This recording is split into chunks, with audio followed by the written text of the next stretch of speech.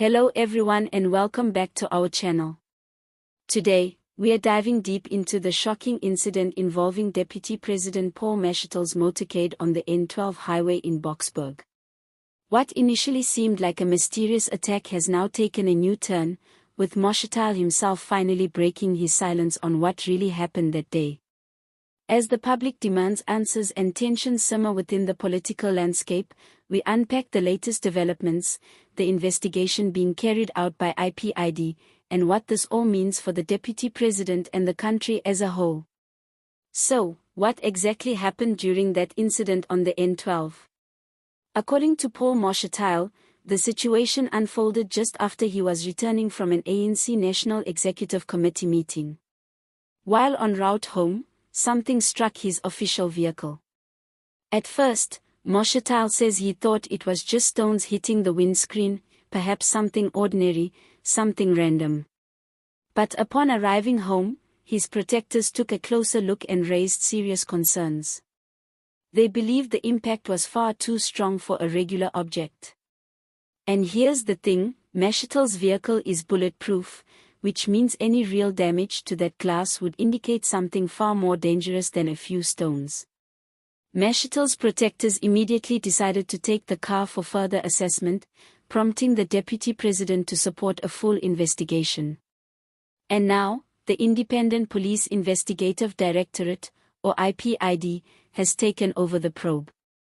This is significant, as IPID is the official body tasked with investigating alleged misconduct by police and law enforcement. In this case, that includes the Deputy President's security detail and how they handled the incident. Interestingly, Mashatile made it clear in his exclusive interview with SABC News that he was not impressed with how the security team responded. His words were sharp: "This is not how we operate." That simple statement reveals a deeper concern about professionalism, preparedness, and the standard operating procedures of his security team. It's not just about the incident anymore, it's also about trust and competence within the protective unit that is supposed to ensure the safety of one of the most powerful men in the country. The timing of this incident is also worth examining.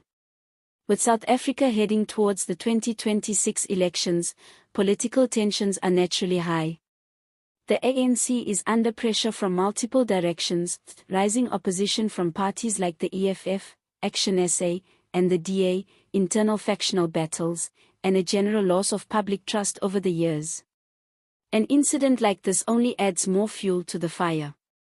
The possibility of a targeted attack on the Deputy President, or even a security lapse, could have serious political consequences. Mashatile, for his part, is calling for calm. He's urged the public not to jump to conclusions or speculate while the investigation is still ongoing. That's a fair request, but in the world of South African politics, silence often breeds conspiracy. Some have already begun asking, was this an inside job? Was it an assassination attempt? Or is it a case of poor judgment from the security team? The Independent Police Investigative Directorate is now under intense pressure to get to the bottom of this. They need to determine whether it was an actual shooting or a misinterpreted event. Was the vehicle truly hit by bullets? Or is there another explanation? And if it was a shooting, who was behind it, and why? What makes this situation more serious is that it's not the first time questions have been raised about the safety of high-ranking officials. In recent years, we've seen increasing threats and political violence in the country. From the assassination of ward councillors and whistleblowers to the torching of municipal buildings, it's clear that political intimidation and targeted violence are becoming more common. The idea that a deputy president's motorcade could be attacked on a national highway without clear answers is deeply unsettling.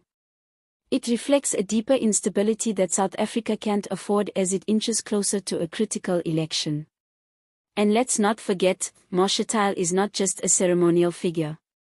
As deputy president, he plays a central role in the ANC's leadership and succession plans. Any threat to him, real or perceived, sends ripples through the ruling party. This incident has also brought the performance of his security team under scrutiny. Should they have reacted faster? Did they follow protocol? Is this a case of negligence or something more sinister? All of these questions are now in the hands of IPID, and the country will be watching closely. At this point, the public deserves transparency.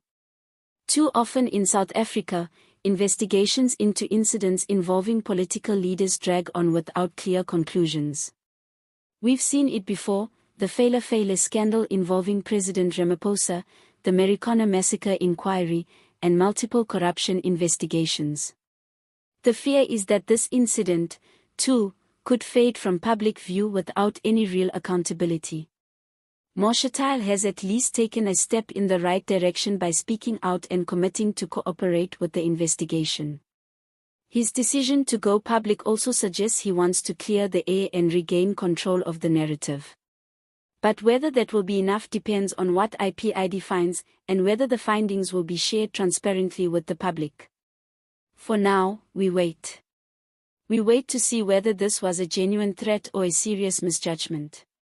We wait to see whether heads will roll in the Deputy President's security team. And we wait to see what this all means for Mashatile's future in South African politics. That's where we'll leave it for now.